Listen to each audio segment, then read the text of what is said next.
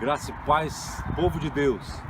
Povo de Deus, eu gostaria de compartilhar um tema com você hoje, chamado Unidade Perfeita. Você já parou para pensar qual foi a última oração que Jesus Cristo fez antes de ser levado para a morte? Qual a oração que uma pessoa faz antes de morrer? Quando uma pessoa sabe que vai morrer, que tipo de oração ela faz? Você já parou para pensar nisso? Quando uma pessoa vai para uma cadeira elétrica, ela sabe que vai morrer, qual oração que ela faz antes? Entendeu? Jesus Cristo, ele ia morrer, ele sabia, ele veio para isso, para morrer por nós.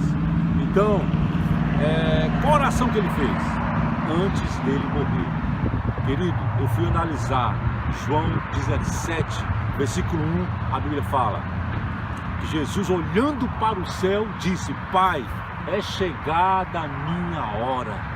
Então chegou a hora de Jesus Cristo enfrentar ali a morte, querido. Não foi fácil para ele. Para você ter uma ideia, né, depois dessa oração ele foi preso, chegou no Getsemane junto com Pedro, Tiago e João, né? E naquele momento ali de agonia, ele orando intensamente, os 3 discípulos dormindo. Então ele falou: acorda, pessoal, a primeira vez, e voltou a um tiro de distância para poder orar. Voltou dormindo de novo, terceira vez também dormindo. E ele falou: é chegada a minha hora. Lucas, o Evangelho de Lucas, na verdade Mateus, Marcos e João, eles citam esse fato. Contudo, Lucas, que era médico, ele traz com mais detalhes, porque ele fala do suor de Jesus. Jesus estava tão agoniado no dia da morte que o suor dele era sangue. A ciência fala que quando uma pessoa chega a suar sangue, é porque ela chegou numa situação, ela chegou num momento de tanta agonia, tanta pressão, que começa a sair sangue dela. Então, para você ver tamanha a agonia, a angústia que Jesus Cristo estava sentindo ali, que não foi fácil aquela morte por mim e por você. Mas qual foi a última oração que Jesus Cristo fez? Vamos lá, querido.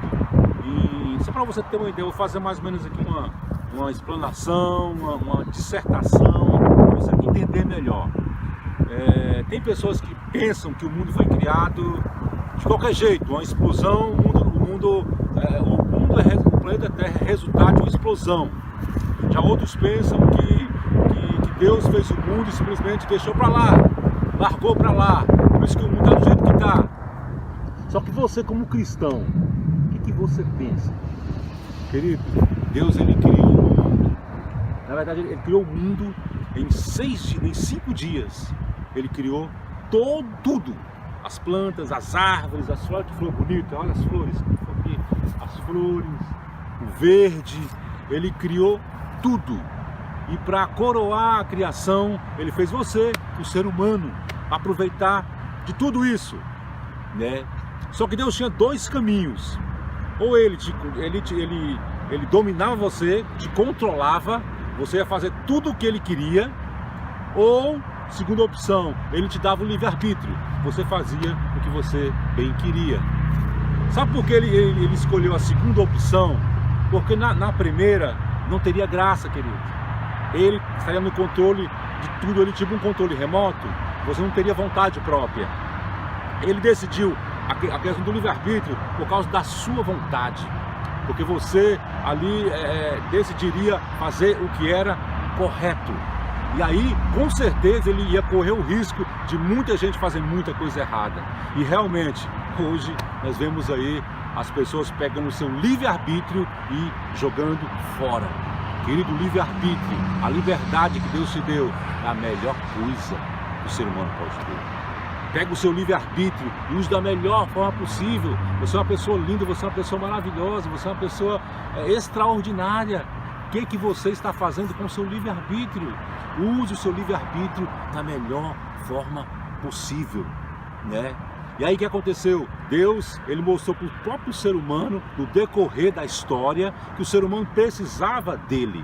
Deus, quando fez o homem, ele colocou uma consciência no homem, colocou ali uma consciência para ele saber o que era certo e o que era errado. Nem precisava de lei. Mas devido o homem errar tanto, ele estabeleceu a lei, ele estabeleceu ali os 10 mandamentos, ele estabeleceu a Torá, ele estabeleceu ali a Bíblia, né? Só que o homem não conseguiu seguir. Aí sim, ele teve que vir em pessoa. O Verbo se fez carne e habitou entre nós. O próprio Deus veio a essa terra para morrer por mim e morrer por você, né? Aí que entra Jesus Cristo. Então ele veio há 2000 anos atrás para morrer por mim e por você, né? Então ele passou 3 anos e meio fazendo esse trabalho, o ministério dele, né? Do primeiro ano até os 30 anos ele teve uma vida comum, uma vida normal, né? Só que o ministério dele oficialmente começou a partir do batismo, né? Então o ministério começou a partir quando ele foi batizado. João Batista batizou Jesus Cristo e ele começou a trabalhar. Ele passou 3 anos e meio trabalhando incansavelmente pelo reino de Deus, para estabelecer o reino de Deus. E ele de fato estabeleceu o reino de Deus, né? E a última oração foi justamente essa em João 17, onde ele fala que é chegada a minha hora. Qual o conteúdo da oração, querido? Qual o conteúdo da oração? A primeira coisa que eu observo em João 17 é que Deus ele queria a comunhão do povo de Deus. Comunhão, unidade, estar junto. Você precisa estar junto como igreja. Você precisa ter um só pensamento. A igreja precisa estar alinhada. O maior exemplo de unidade está no Pai, no Filho e no Espírito Santo. Jesus Cristo sempre foi modelo para nós e sempre vai ser.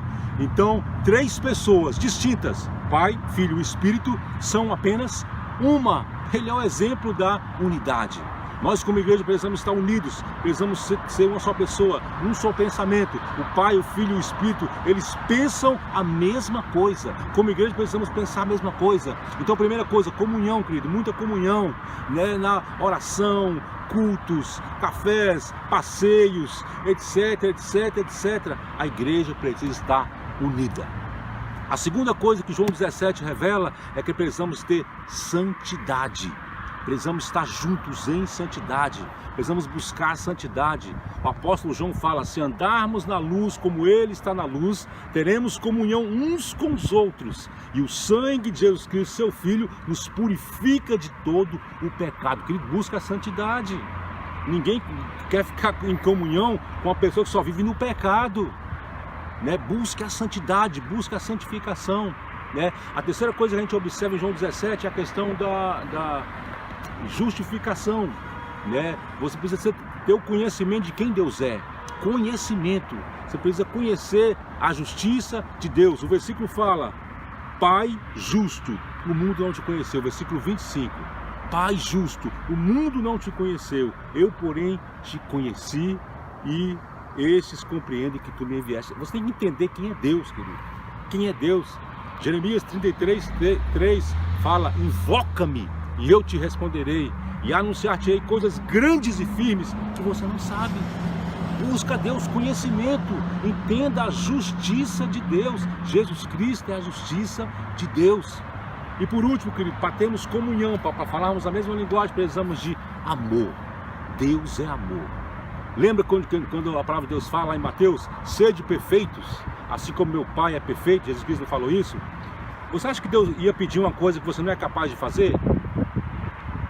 Deus está te chamando para ser perfeito. Como é que eu posso ser perfeito?